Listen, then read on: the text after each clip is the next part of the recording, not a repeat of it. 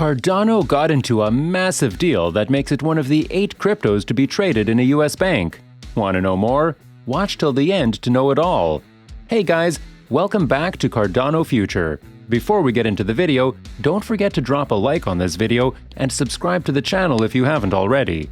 Make sure that the post notifications are turned on so that you never miss a video from us. According to Vast Bank, it is now the only nationally licensed US bank that allows you to purchase, sell, and store Bitcoin assets straight from your bank account. Vast Bank is a privately held bank based in Tulsa, Oklahoma, that is fully owned by the Biolchini family. Vast Bank's new crypto banking service, according to a news release issued on August 25, is accessible via a user-friendly mobile application that streamlines the purchasing and trading of cryptocurrencies directly with bank accounts. Vast Bank presently supports 7 different crypto assets in addition to Bitcoin. Vast Bank CEO Brad Scrivener stated, "We take pleasure in getting to know our customers, and listening is the first step." Crypto is at the center of many of these debates. Our clients have been asking why they can't buy Bitcoin using their bank account for a long time, citing worries about reliability, safety, and the security of other platforms, all issues that have put many consumers on the fence about the crypto phenomena. We took on this problem full on, devoting major resources to filling this gap in the market. We're thrilled to launch this service online and provide all users with the option to explore the world of cryptocurrencies in a way that only a bank like Vast can provide peace of mind.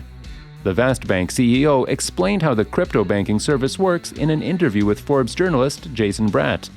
"We have provided crypto services for individuals as a self-serve capacity. Customers who finance a traditional bank account have the option of purchasing 8 cryptocurrencies just by signing up for the account.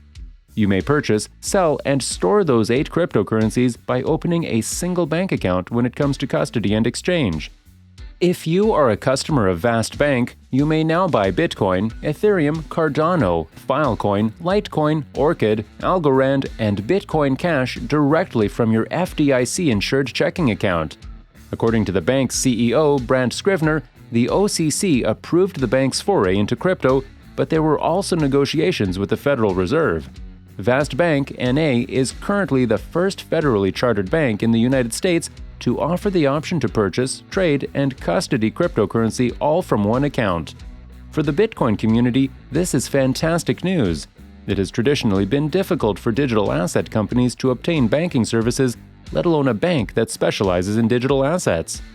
"I see this as a positive step forward, and I believe we will see more banking and digital asset ventures in the future," said Judith Renierson, a partner at K&L Gates who advises several Bitcoin customers.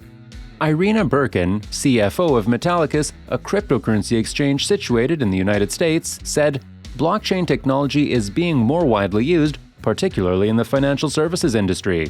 To promote legitimate use cases for digital assets, proper, smart, and progressive regulation is essential.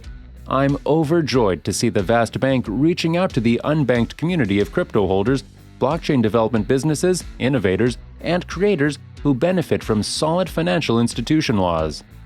According to some research, Vast Bank's case will most likely be the first in a long line, given the growing interest in cryptocurrencies in the United States. According to a recent University of Chicago survey, more than 1 out of every 10 Americans had invested in cryptocurrencies in the past year. A deeper study of the poll reveals that 13% of Americans bought or traded cryptocurrencies in the previous 12 months, compared to about 24% of Americans who invested in stocks during the same time period.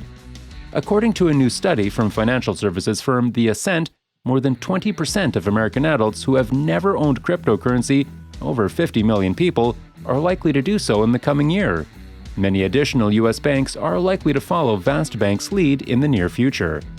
We must fully exploit the promise of blockchain technology in order to make the world a better place to live.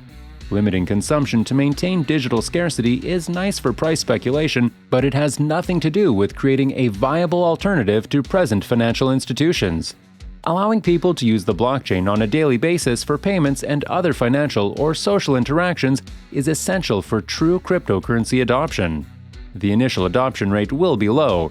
It is vital to develop a system that allows traditional fiat networks and blockchain to coexist. The issue of volatility must also be addressed. People are likely to be eager to pay with stable coins because there is no chance of losing value or having to wait for a better coin price. Cryptocurrency's speculative nature must be eradicated.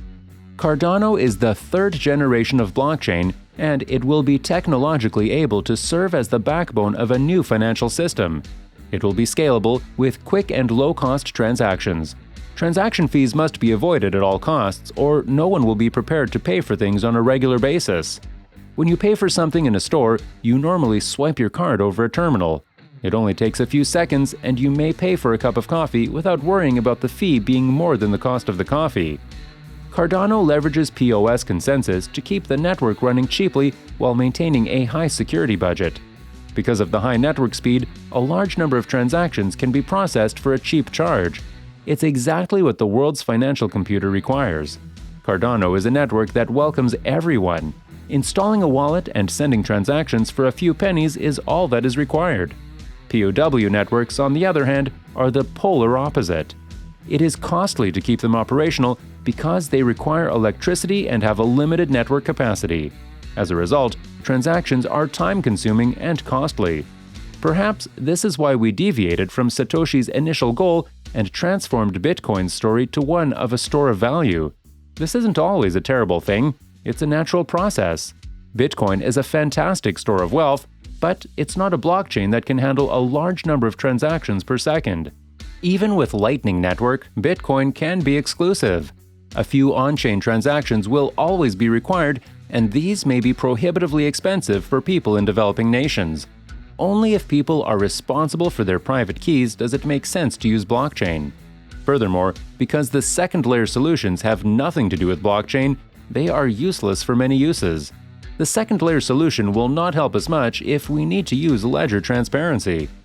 Cardano can maintain transaction fees low indefinitely without jeopardizing the security budget. The scalability of the system will only get better. For a long time, Cardano's second-layer solution, Hydra, will suffice. The generation of stable currency is made possible by issuing tokens. It would be amazing if ADA was used as the stablecoin's backing. On the Cardano blockchain, people can start forming new communities and businesses. If a couple of these flourish locally, we can expect to see global expansion. Perhaps implementing a single new global standard as a store of value is too difficult. Allowing people to generate values locally while allowing worldwide access may be easier.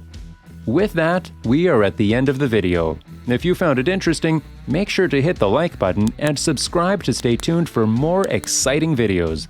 Let us know your thoughts in the comment section below. See you again with another exciting video. Until then, bye!